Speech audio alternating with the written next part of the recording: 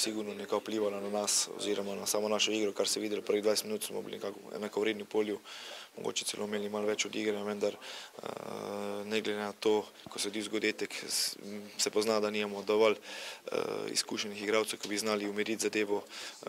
Mariborčani sigurno biti ukrila in dejansko je prišla do izraza njihova kvaliteta, ko so nas stisnili v bistvu v drugem delu prvega polčasa.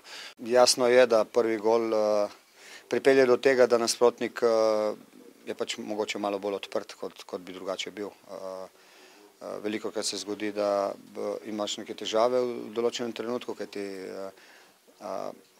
še posebej v Ljudskem vrtu so gostujoča moštva zelo agresivna in se odlično branijo. Tokrat Celje, katero nas je napadalo že zelo visoko, zelo hrabro in do tega prvega gola je bila tekma dinamična, vendar nam ni uspevalo preko kombinatorike, preko nekega pasa po tleh prihajati v priložnosti.